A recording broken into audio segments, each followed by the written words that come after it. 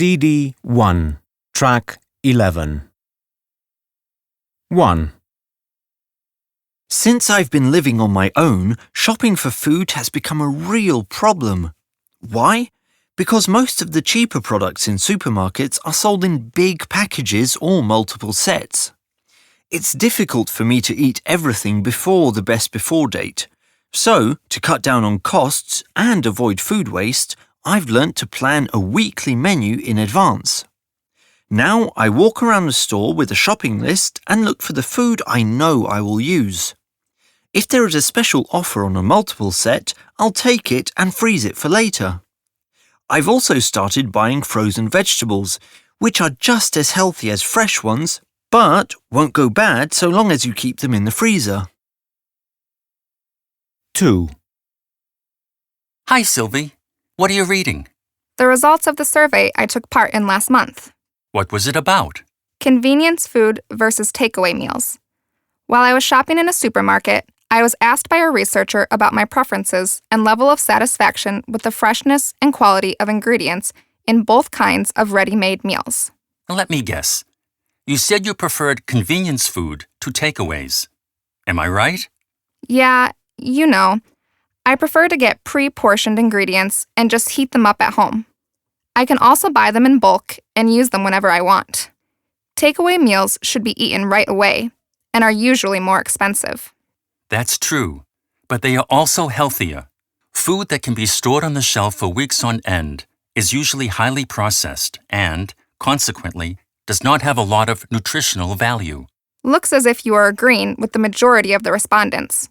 Unfortunately, the food-to-go market is growing in popularity. 3. Have you ever been on a diet? Did you manage to keep to it, or did you give up after a few days? Or maybe, would you like to start one but you don't believe you'll be able to stick to it? We know that dieting is not easy. It involves a lot of patience and determination. You have to change not only your eating habits but your entire way of living.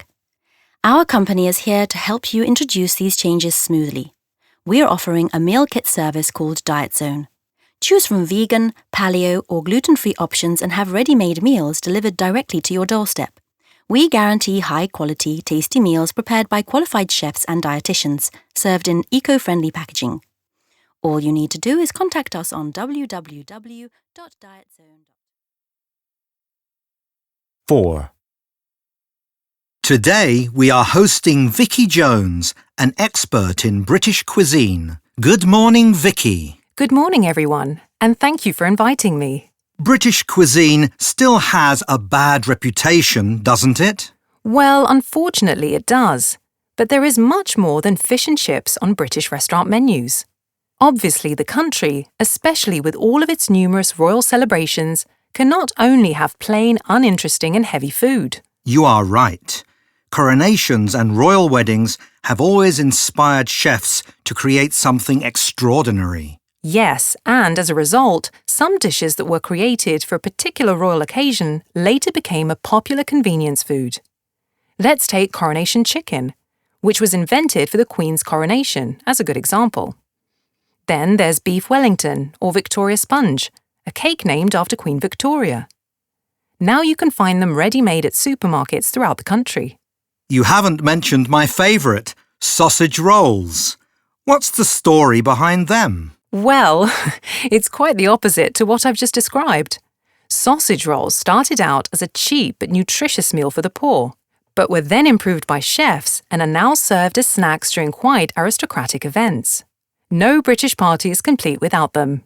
It looks as if one won't function without the other. Thank you for joining us, Vicky.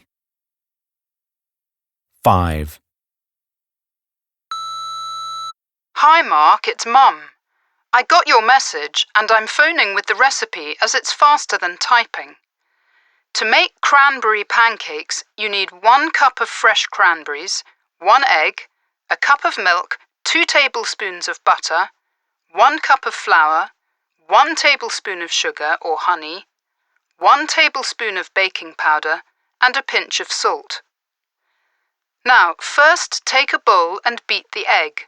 I hope you have a whisk. Then add the milk, the melted butter and all the dry ingredients and mix everything well. Finally, add the chopped cranberries and mix the batter once again.